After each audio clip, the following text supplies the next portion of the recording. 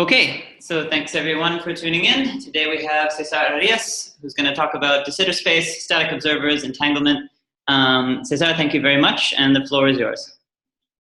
Okay, thank you very much for the invitation. It is really my very first time in a virtual seminar, so let's see how it goes. So, can we maybe remove this window on the left, on the side? Put it down there. Is that better? So that the full slide can be seen. We see the full slides here. I don't know what you see. Oh, okay, good. Yeah, so today I'll be talking about some recent work with people in Santiago de Chile, Felipe Diaz, Rodrigo Lea, and Per Sandel, and it's based on these two papers here, and basically deals with a few calculations on the Sitter space, okay? And essentially what we try to do is to understand the Gibbons Hawking entropy of the Sitter space in 4 dimensions.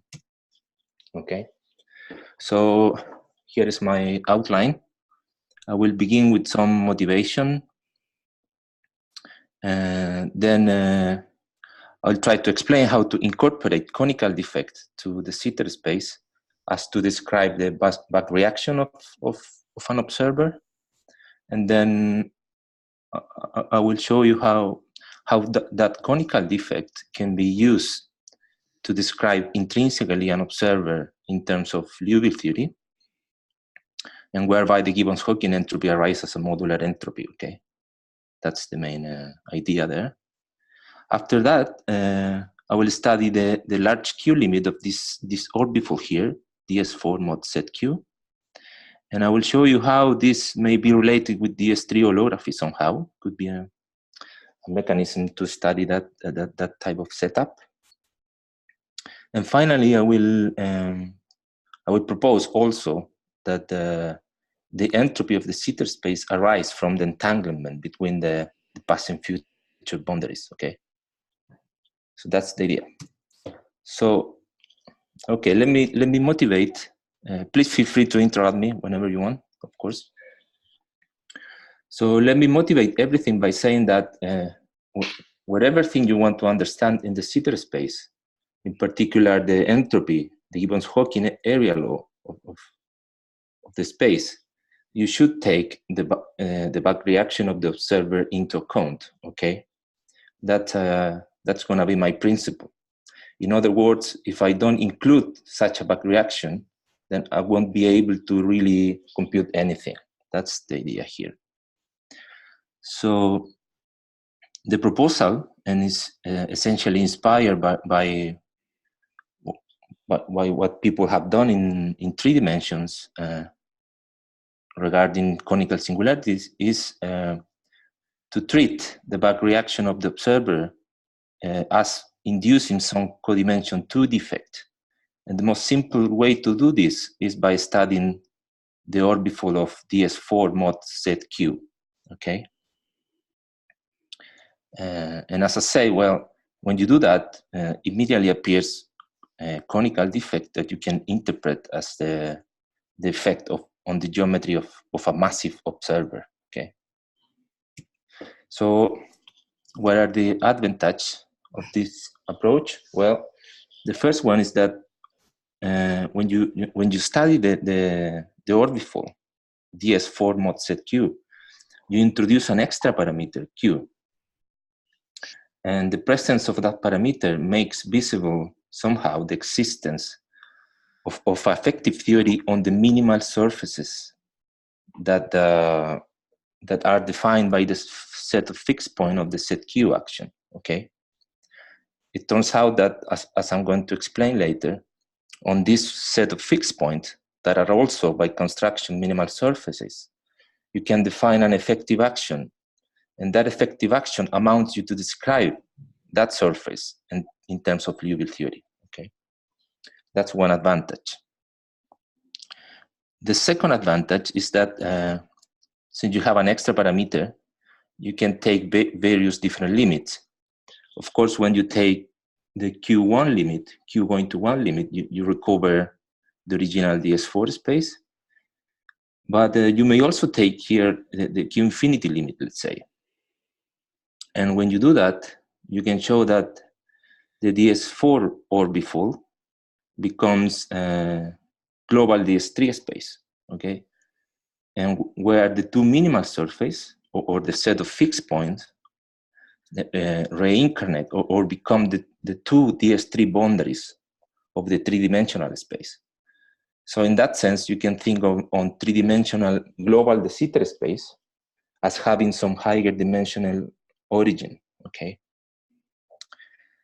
And the calculation we did here was basically to show that the central charge that you compute in the DS3 CFT2 correspondence, you can obtain it via this mechanism with the Liouville theory central charge in one higher dimension, okay? And well, the advantage number 3 is that if you interpret the back reaction of an observer in terms of this orbifold of the ZQ bulk action, you can think on this symmetry as a boundary replica symmetry once you restrict it to the two boundaries, okay? And this naturally provides you some boundary replica symmetry that allow you to compute via the replica trick, of course, the entanglement with the past and future boundaries of the space, okay? And the nice thing is, of course, that the result correctly reproduces the Gibbons Hawking entropy. Okay? So let me, is there any questions so far? Or? Not here, no. Good. So the procedure that you have in mind has nothing to do with this antipodal identification, right? With the what? Sorry? Oh, like this story that like in the story you have like two boundaries, right? That yeah, I'll show you some pictures, but there is something like that when you after you realize the Sitter space in a specific vibration, you realize that the fixed point of the ZQ action are really two antipodal points on an S2. Okay. I will show you a couple of pictures. I hope that helped. Okay. Okay, that's fine. So let me start with the very basics, right? So the Sitter space has the virtue that can be defined by an hypersurface equation embedded in 5 dimensions, right? Where L is the DS4 radius. And if you want to describe an static observer, the textbook story, let's say, begins by parameterizing your embedding coordinates in this way. You see, you take R and T to be the radius and the local time, and the resulting line element is precisely this one here, the last equation of the slide, where the radius is bounded by L, okay?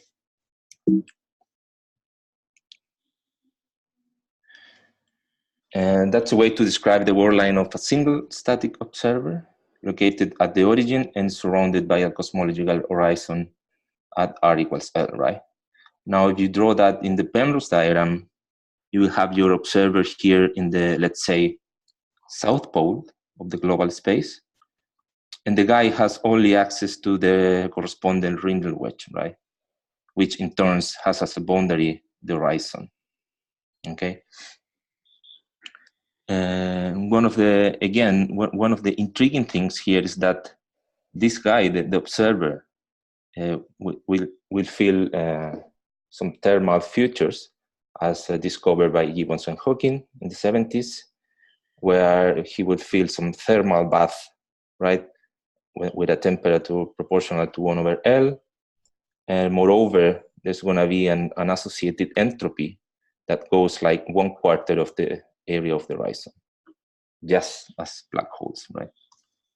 And so far, nobody really knows why is that happening. Okay, so let me try to propose here an idea of how can we think on this entropy. So, as I say, what I want to do here is to incorporate the observer back reaction. Okay, and my first step is I'm going to devise some new coordinates. Okay, so let me just take the embedding coordinate x0 to x4 and just declare to be this, where now the radial coordinate that I have here in red now runs from -L to L. Okay, in this way, if I do that, if I plug back if I compute the induced metric on the de Sitter surface, I'm going to obtain this guy. And this is precisely the foliation I want, because it's going to have the form of an S2 times some extended DS2 space, where the extension means that the radius goes from -L to L. Okay. So now there is a difference with the standard coordinates, and that difference basically that, yes. So this is just these are just global coordinates. I mean, covering the full manifold. Is it correct, or no? These are not global coordinates. Or no? Okay. Here I have a picture. This coordinate here, you see, covers 2 Rinder wedges. Oh, and okay, and just that. Yes, I was about to say that the difference that now you do not describe one observer, but you describe 2 observers. The first one located in the north pole of the S2 factor. Let me just go back here. There's an S2 factor here.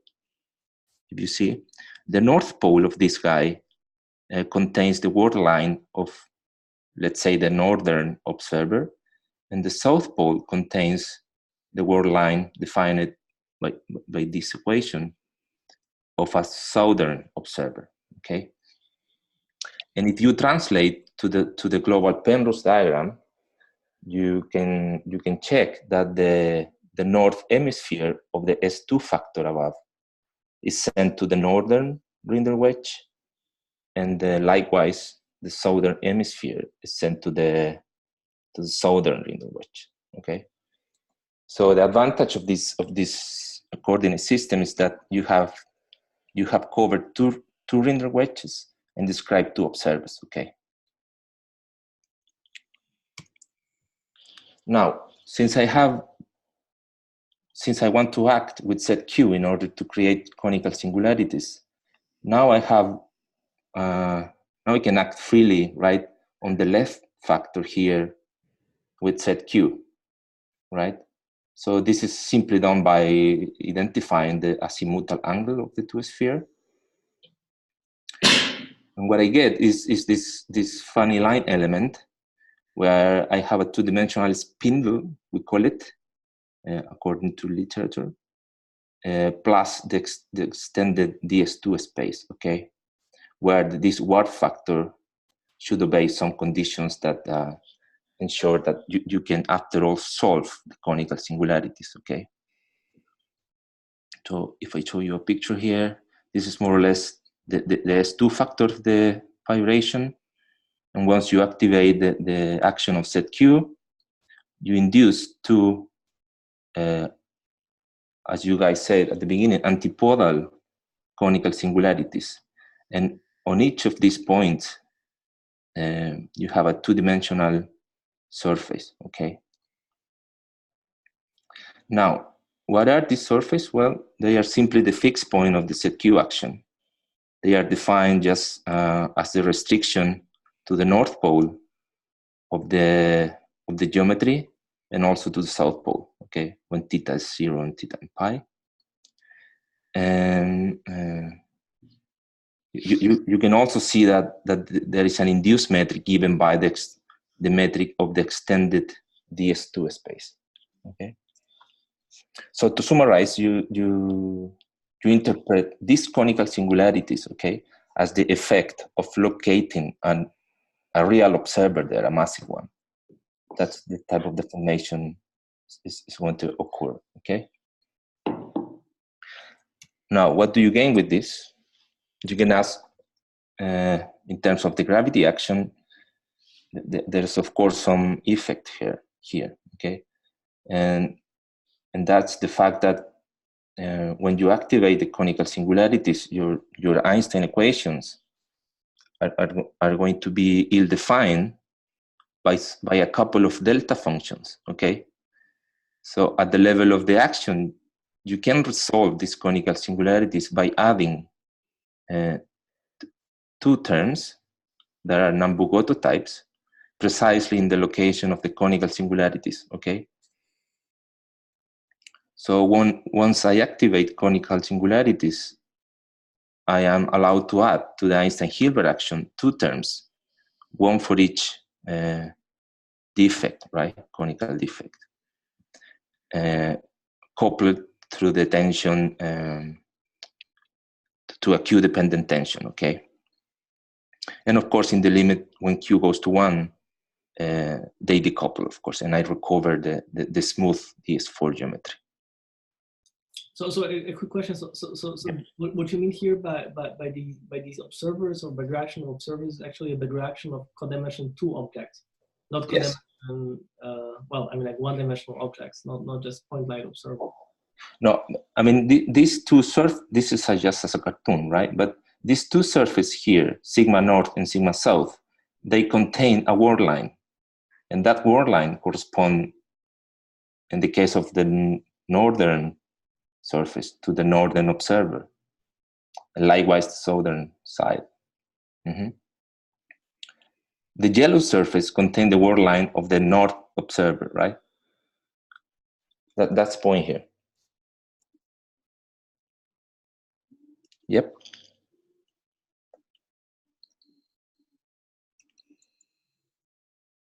Are you happy with the answer, or is it not clear yet? No, I'm still thinking. Well, I'm like, if I were to, well, maybe it's naive, but if I were to think about an observer, I would think about somebody who's it's just a word line, right? And indeed. Yes, indeed. In this, let me recall that in the standard description, what we call observer, as you said, is just a word line, right? So here is exactly the same thing. It's just that the word line is contained in this minimal surface, which in this case are two, in the North Pole and the South Pole. Well, what I would say that there are many word lines, right? So for example, you talk about many. No, there are only two ones defined by these two equations. Okay, only two word lines. Well, I suggest we go on. Okay. Okay, so that was the, let's say, the setup. Now you can ask whether if you can somehow describe the minimal surface in some more field theoretical way. And the answer seems to be yes. Okay, so let me recall just that the topology of the defect are two spheres. So, and let me also recall that the total action, as I just said, consists of a bulk part, the regular Einstein-Hilbert part, and two copies of the Nambu-Goto actions, one per each defect. Okay, so you can define a free energy inflow from the bulk to the defect simply by dimensional reducing the bulk functional down to 2 dimensions, okay? And such that on each of the defect, you can define an effective action that comprise the free energy inflow plus the corresponding Nambu-Goto term, okay? And the idea is, of course, that the on-shell, the addition of the two effective action reproduce the DS4 action, okay? If you do that, well, the free energy inflow is easily computable by just integrating out the spindle coordinate. It has this form, goes like 1/q. And then since you have a Z2 symmetry, the two defects are antipodal, you can assign half of this inflow to each of the defect, okay?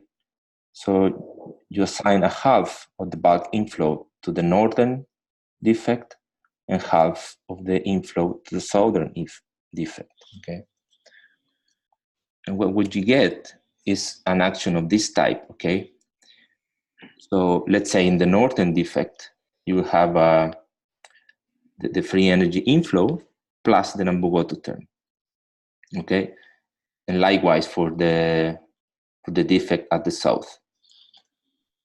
This is, of course, an on-shell equality. And now the key observation is that this action is precisely the action that corresponds to the Liouville theory action on a two-sphere upon giving a vacuum expectation value to the Liouville field, okay? So you have this equality here that the effective action on the defect is on-shell equal to the Liouville action, where the Liouville action is this one here, let me recall, where, well, you see there's a scalar field, there is a background metric, and there is a coupling constant that is gamma, that is essentially h bar, okay? So you can easily see that if I give a VEV to the Liouville field, I will land into the effective action of the defect, okay? So of course, you need to, if you want to make the match, you need to look at terms with equal numbers of derivative of the metric. And that will give you a bunch of compatibility conditions, okay? And in addition, the VEV of your Liouville field should obey this equation of motion. But in the end, all collapse to the fact that in order to have this on-shell equality, your VEV should be Q dependent. You see, so when Q goes to 1, this VEV goes to infinity. And more importantly, there is a relation between the Liouville coupling constant here, Q over gamma, and the gravity coupling constant, which in this case is the radius in G Newton. Okay. And what is the interpretation of phi naught and phi in more generally? Is the VEV you give to the? Oh, that I understand, but like at the okay. It's if you want, phi is the VEV of phi controls in which sector of Liouville theory you are, in a way. Okay. So you see, if you want to do the Cesar, the smooth the Cesar geometry, you will have to give an infinite VEV to phi naught, which is not really good, right? And how does one see it? Well, here, right? I mean, if Q is 1, phi naught goes to infinity. But right now is if you want, it's just a mechanism whereby you can land from Liouville theory into an effective theory on the defect. Okay. The most important thing here is this equation in the box, because as I was saying, on the left hand side you have the Liouville couplings, and on the right hand side you have the gravity couplings. Okay. So that's why I put it in a box, and I put also a star there because it's really important.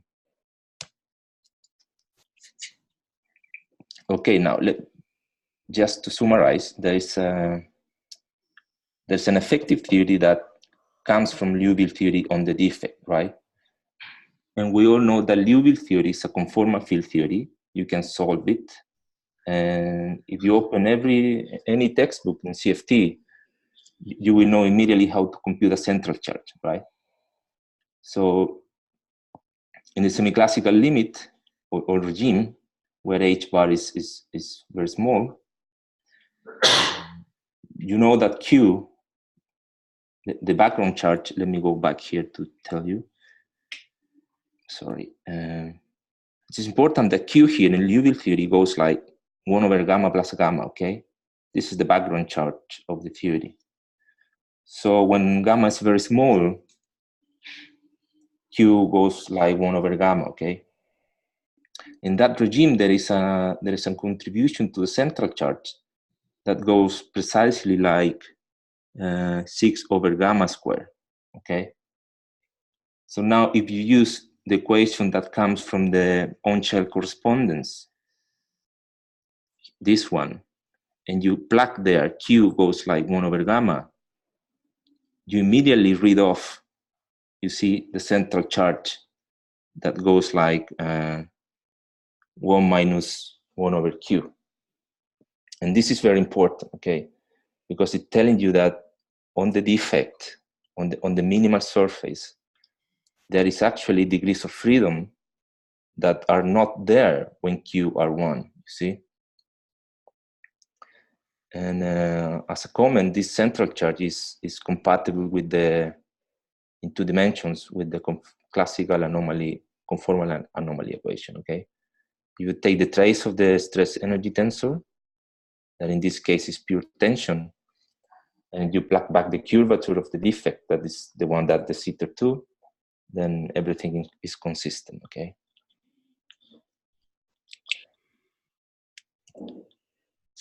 So now it's just a matter of using the Cardy formula to try to compute something. This something should be an entropy, right? So let's try to do that.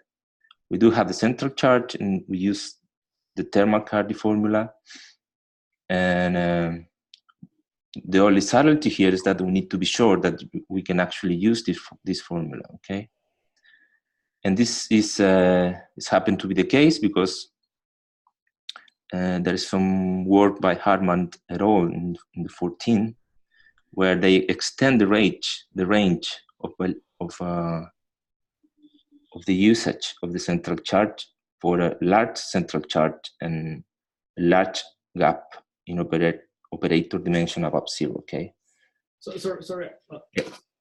Sorry, I have a more basic question. So yes. Let me try to rewind the story a bit, and then maybe you tell me that like this is the case, or mm-hmm. where I'm wrong. So you start with the Cesar solution. There's a solution of Einstein's equations with positive cosmological constant. Yes. Then you did some identification. And this make it no longer a solution of Einstein's equations? No, it is still a solution. That's the point. But then you added, but you also had like these two Liouville actions that is defined at the boundaries. That's what I thought, that you need them. There's no. I mean, these defects here are not really boundaries. You mean these ones? Well, I mean, like I mean actually next slide, right? Like when I think about next slide. Here? Yeah, the action contains two pieces, right? So there's yes. There's Einstein-Hilbert action, and then there's this contribution coming from yes, from sigma n. I mean, like, yeah, but I maybe didn't stress much this because I mean, once you identify with set Q, you will generate two conical singularities. In terms of the Einstein tensor, you will generate some delta source there. And that allows you to put on the right-hand side. You see, you need to equilibrate now Einstein equations. That's what I thought, that you need these two additional terms in order to guarantee Einstein's equations. So your solution is not going to be vacuum solution anymore, but it's going to be a solution of Einstein equations with matter. And this matter lives at sigma n and sigma s. Indeed, yes. You can think like that, yes. Okay. And do you want to think about this matter as originating from Liouville?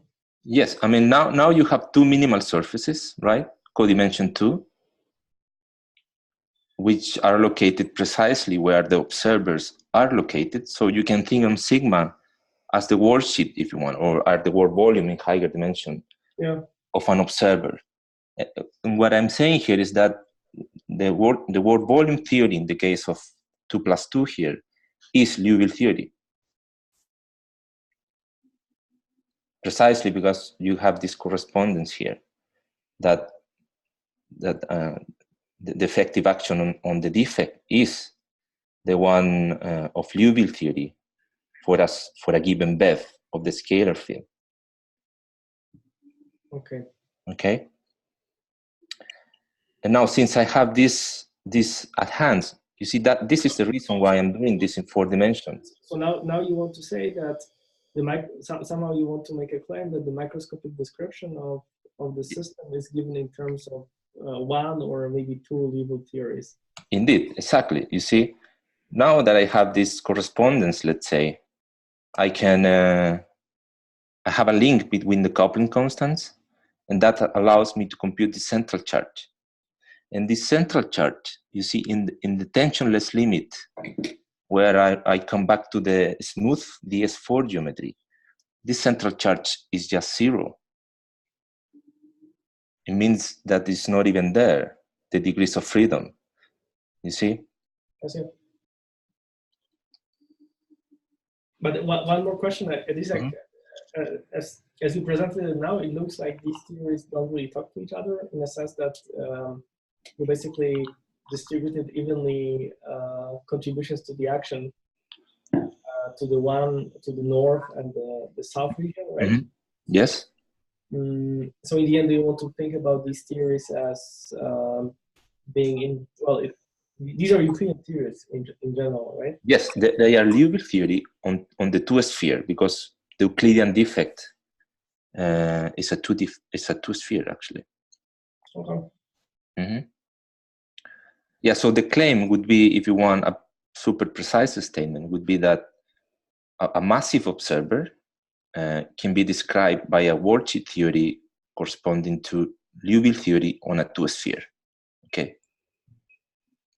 And I say massive observer because you see, I need this Q here. I cannot send that Q to 1. Otherwise, I don't see anything. Sure. No. Okay, thanks. Cool. Yes. So now, since we have a central charge, we can, of course, try to compute an entropy via the Cardy formula. And we only need to make sure that we are using the formula in a correct range.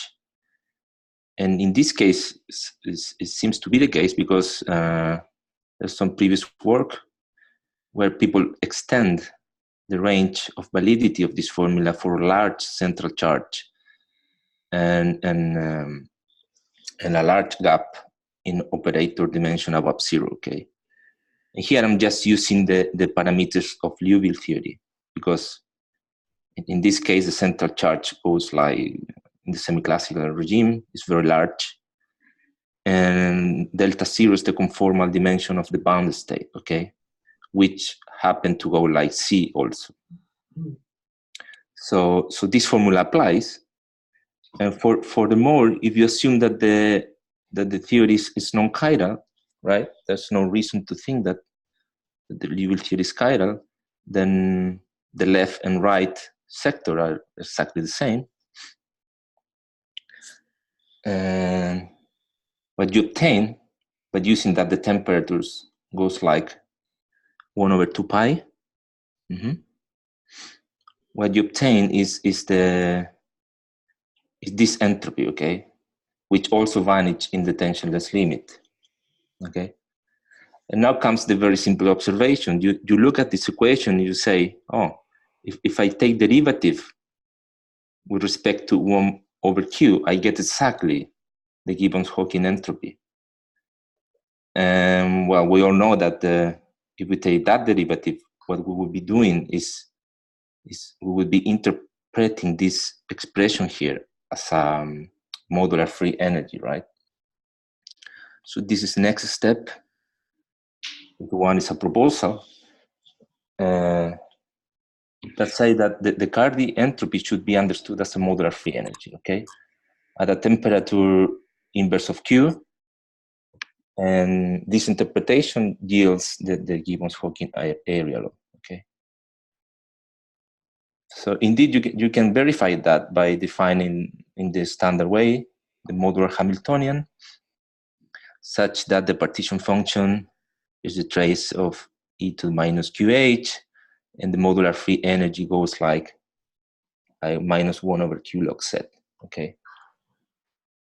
Now, if you identify the Cardy entropy coming from Liouville theory, I recall, then the seated entropy you see, you compute it in the standard way.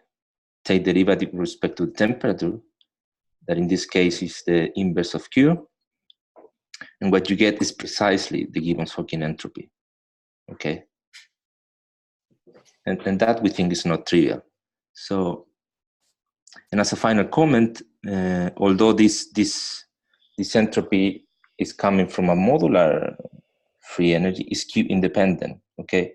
So now you can just take the Q going to one limit, and you reobtain your smooth description of the Sitter 4 in the case of 4 dimension, okay? Cool.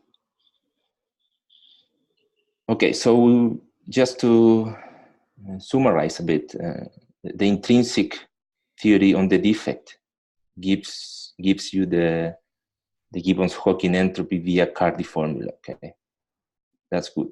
It's kind of a proposal. Okay. Now that you have this extra parameter Q, you can also study this other funny limit. Okay, and it's the limit in which the radius of this spindle goes to 0. Okay. And that happened, you see here, there is a radius that goes like L over Q. So if I take Q to infinity, the original 4-dimensional geometry collapses to a 3-dimensional geometry that it happened to be DS3, okay? And this can be seen in a very direct way if you go to the embedding coordinates here, x0 to x3, you identify phi, or you act with Q action, and then take the Q infinity limit. And what you get is the DS3 embedding on 4-dimensional Minkowski space. You take these embedding coordinates and compute the induced metric, and you will get the metric on the 3-sphere. Okay, this is a 3-sphere where H is the induced metric on the defect before taking the Q infinity limit. Okay. And this is, of course, I mean, if you have a 3-sphere, you know for a fact that that's the analytical continuation of global de Sitter space in 3 dimensions, okay? The only thing you have to do is to decompactify the Z coordinate that used to be compact. Now you analytically continue the Z coordinate and the time, and what you get is the global foliation of the Sitter space in 3 dimensions, where the minimal surfaces, sigma north and sigma south, were sent to t minus infinity in t plus infinity, which is precisely the location of the boundaries of the space. Okay? That's the trick here.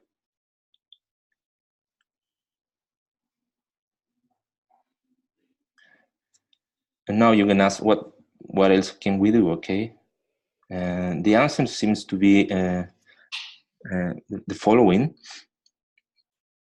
Now you are allowed, because of the previous maneuvers, to think on DS3 globally as this limit, at the Q infinity limit of this orbifold, okay?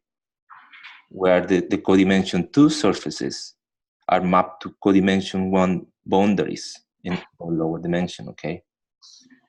So since we know that on sigma, there is a description in terms of Liouville theory, right?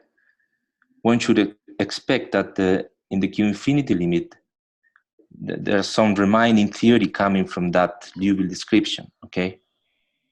That is consistent with the fact that that in 3 dimension, when you formulate gravity as a Chern-Simon theory, then you have an Euclidean Liouville theory dual on the composite boundary of DS3 space, okay? I++ union I-. It's very simple to see that when Q is infinity, the interaction term in the Liouville action vanishes, okay? That's one of the equations I'll show. It's really direct to see it. And what you are left is essentially a free boson with background charge on the boundaries of DS3, okay? Moreover, you can compute now the central charge of the boundary. In this way, you add the central charge of the future plus the central charge of the infinity, and you use the fact that these two boundaries comes from a minimal surface in one higher dimension, okay? And for this, I make use of the Liouville central charge in the Q infinity limit. And what I get is this expression here, okay?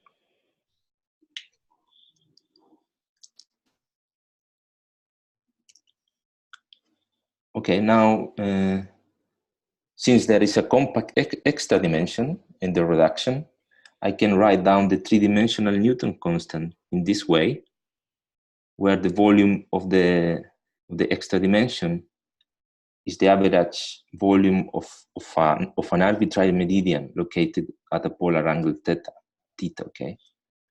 I can show you here the picture. This is the extra direction, right? This is an arbitrary meridian, let's say. When I take the Q infinity limit, then I need to take the average of all possible meridians to compute the new Newton constant. That gives me the volume of S1 is just 4L. And when I plug back the Newton constant, I get exactly the central charge that it is computed in the DS3-CF2 correspondence, okay? So in this sense, it seems that the dual theory, at least in 3 dimensions, has some origin in a minimal surface in one higher dimension, okay? And you can read off this origin by taking the Q infinity limit of the orbifold we proposed there, okay?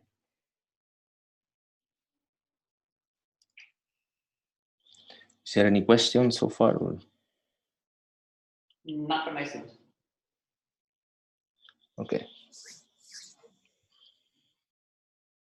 Yeah, so let me go to the final part here. This is a proposal, okay?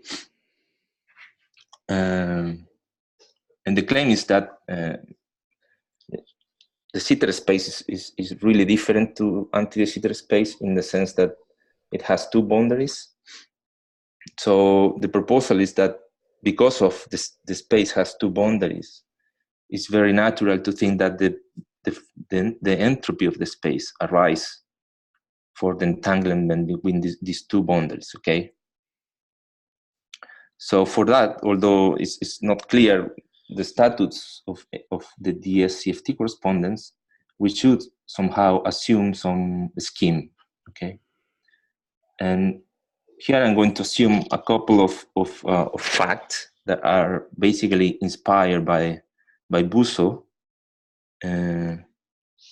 where he treats the future and past conformal boundaries of the Cesar space as holographic screens, okay? And the statement is very simple, is that he claims, or he observed that an static observer can be described by a point in the future and a point in infinity, okay? So if you assume that the Cesar space is dual to 2 copies of a certain conformal field theory, okay? 1 copy for each boundary, in such a way that the Hilbert space, let's say, of a Rinder wedge is equal to the tensor product of the 2 boundaries Hilbert spaces. And the partition function is, well, equal to the product of the partition function of the 3 sphere. Recall that the boundaries are 3 spheres in the Cesar space. And you furthermore assume an infrared limit whereby you can use the semi-classical approximation here.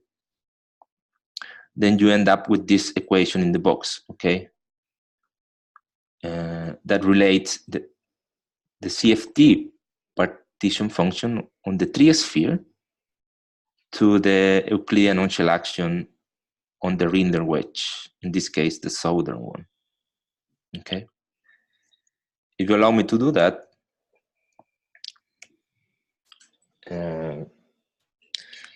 you can also speculate or show that this assumption is compatible with an observation already couple of years ago by Narayan, where the state associated to an observer can be holographically described by a thermofield double state, this type, in such a way that the density matrix is immediately thermal.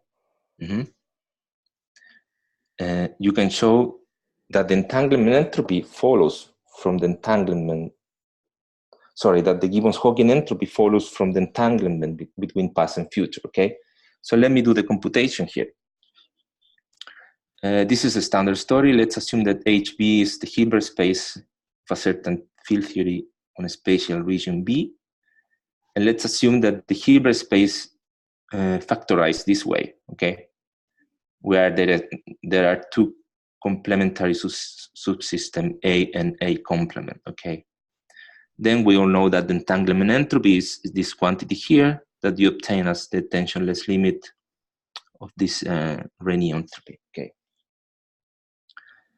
And since the trace of rho to the q is a highly nonlinear operator, then we should use the Calabrese-Cardy trick to compute the trace. This is known, the replica trick, right? So what are we doing in the sitter? Okay, what is the boundary manifold? Well, you can think of the boundary manifold simply as a tree-sphere. Okay, for that you use the fact that there exists some antipodal symmetry that send every point on the past to an antipodal point of the future, and you take the boundary manifold to be defined as the union of the past and future modulo antipodal symmetry, okay? It follows trivially that B has the topology of a tree-sphere, and since it is a tree-sphere, it has a very obvious replica symmetry, right? It's just azimuthal identification. In this case, the set of fixed point of the set Q action is just an S1, okay? This can be seen just by putting a metric on the tree-sphere and identifying the azimuthal angle. Okay, and if you want to have a picture, you need to stereographically project the tree-sphere and represent it in 3 dimensions as an open ball plus a point at infinity. And the set of fixed points would be this red line here that cross the full tree-sphere, okay? And since I have a point at infinity, I meant to identify these 2 points to form an S1, okay? So since you have this visualization, you can realize that the boundary manifold B, you can assemble it as the union of 2 hemispheres. I call them B plus and B minus, where B plus and B minus are just defined by the action of the antipodal symmetry on the corresponding boundary, okay? If you glue these 2 hemispheres along the set of fixed points, then you get the boundary manifold, okay? That's the picture I have in mind. Now you go back to Calabrese-Cardy, where B, you know, is your tree-sphere. Take the logarithm of the equation, and now you use the proposal for holography that relates the partition function of the CFT on the branch cover manifold that in this case is the same tree-sphere with the Euclidean on-shell action on the bulk. You obtain this expression, okay? And here, of course, I denote RS, Q simply at the branch cover of the Rinder wedge, okay? And finally, okay, this branch cover is, of course, assumed to inherit the boundary replica symmetry, right? So now you can use locality of the gravity action to write the action on the branch cover as Q times the action on the orbifold. And this orbifold, we already have everything here. You see, this was the the first construction we did. If you do that, then the log of the trace give you that, and then all what you need to do is compute the on-shell action on the orbifold, and that is easily done. And it gives you this equation here, okay? Is 1 minus 2 over q times the area of the defect, okay? And that is the expression over there. So now if you take, if you take derivative and evaluate at zero tension, the entanglement entropy between the past and future give you a quarter of the area of this minimal surface or the defect. That is also a two-sphere. So you recover exactly the Gibbons Hawking entropy of the Sitter space. Okay. Yeah, so that was the very last part. Okay. So actually, yes. Can I ask a question about this part? So yep. when one talks about the entropy, one specifies you know, the Hilbert space of the theory, and then you, well, I mean, it's not a really, it's a finite dimensional Hilbert spaces approach, right? But yes, what I'm saying is that basically you need to define a constant time slice in a quantum mechanical theory, right? To define it. Over here, the time lives in the bulk of the Hilbert space, and the boundaries are purely space. yes. Nevertheless, you talk about the entanglement between the two boundaries, right? In some sort of a holographic spirit. So it looks like, I mean, I'm a little confused because I'm not sure what is the role of, if I were to think about the Hilbert space as defined on the sum of the two boundaries, right? Then it's, I don't see it as somehow holographic, right? Because like the only remaining direction is just time, right? I'm not sure I got the details of this construction, but what I'm saying is that there's a past and future boundary, and they don't contain time, right? Like if you think about them in terms of some Euclidean quantum field theory, then on these boundaries maybe you still want to pick like some time slices, and yeah, but in the boundary there is no time. That's the point here, and that's the difference between the Sitter and anti-Sitter, right? I know this, but like when we define Hilbert spaces, Euclidean field theories, what do we mean by this? And like, I mean, you should stick somehow that here you don't have temporal evolution, but you should trade that temporal evolution by modular evolution, which in the case of the sphere is really trivial, you see, because you have, and you can see it already here. Maybe this is the answer to your question. When I cut the sphere in two, I have infinitely many options, right? But all of those options are related by a modular transformation. The only thing that is not optional or a choice is that the set of fixed point should dissect the boundary manifold of the hemisphere. So that's why these are the fixed points. But on the boundary, I do have modular evolution that take care of these choices. Yeah, I'll look at the paper to understand this a bit better. Mm-hmm.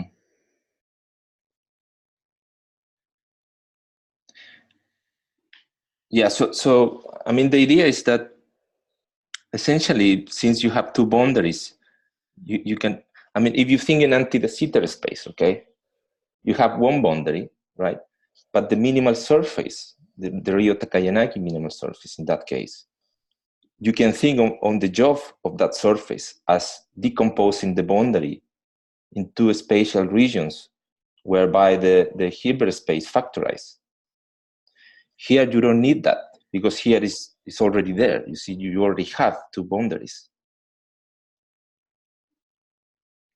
Yeah, but in in anti-disjoint space, you also have an example where you have two disjoint boundaries, which is the thermophile double state. Yeah, this is also, I mean, these boundaries are disconnected. That I understand, but like over there, because on the boundary you talk about quantum field theory, what you need to do is on each boundary you have to pick a time slice, because time is part of the picture there. And on the time slice is where you define a Hilbert space. And when you do a trace out, like you pick like this product of two Hilbert spaces on two time slices on the boundary, and you get rid of one of them, and this produces for you the entanglement entropy. Yeah, but here you don't need to do that. If you want, you can pick a fixed phi and do that, but it's not needed. That's why the entangling, the fixed point. In other words, that's the reason why the fixed point are not the boundary of the entangling region. Yeah, that's my point. Like, actually, when we talk about entanglement entropy, we have to be quite precise. I mean, like, it's a rather precise notion, right? If you see it's a well-defined notion, and it's based on the notion of Hilbert space factorization and tracing. Yeah, I see what you mean. I mean, here I'm assuming a lot of things. One of them is that Hilbert space factorized. That's true. But for you, the Hilbert space is basically a set of as far as I can see, and maybe you're gonna confirm it, and then I mean, at least I'm gonna understand what you're doing. Like you're assuming that the Hilbert space is defined on each of these spheres, on each of the boundaries, like the whole. Yes, in the boundary. I mean, that's this statement. Okay. I mean, you have a manifold with two boundaries. To each boundary, you assign a Hilbert space. Okay, good. That's the.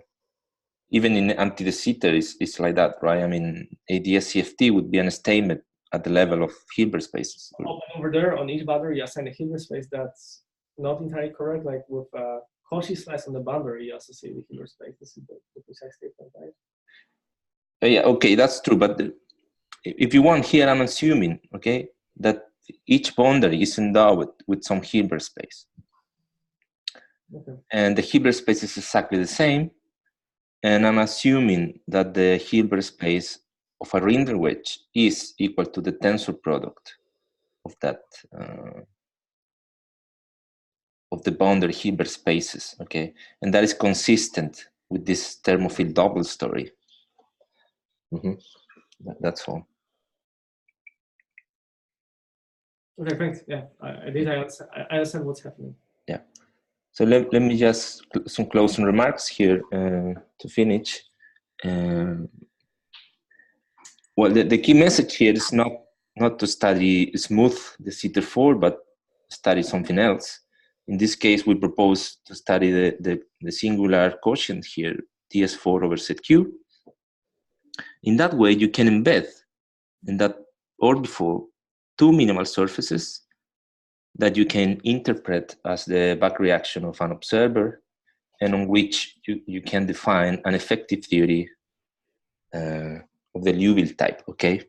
That Liouville theory description amounts you to understand the Gibbons Hawking entropy as really coming from the degrees of freedom of a back reacted observer in the space, okay? And then you can compute it. The other funny limit was the Q infinity limit, where you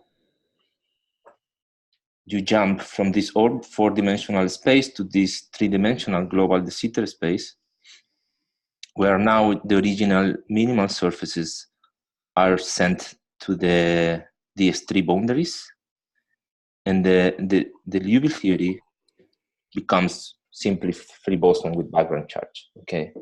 And by taking the Q infinity limit, you can actually reproduce the boundary field theory central charge in this way, okay? And the last two remarks, I mean, maybe just fantasies at this stage, is that there's, of course, in order to see all of these effects of boundaries and defect, it should be possible somehow to formulate gravity on manifolds with multiple boundaries and incorporating extended objects of all possible codimensions, okay? And if in that setup is kind of expectable to obtain this codimensional ladder of dualities between Hilbert spaces, okay, of which the DS3 case would be an example, right? And finally, to close, I would like to say here that the proposal is that the entanglement, the Gibbons Hawking entropy of the Sitter space arise simply because the space has two boundaries, okay? And that's all, guys. Thank you. Thank you. So we had a bit of discussion already, which is nice. Does anybody have any final questions?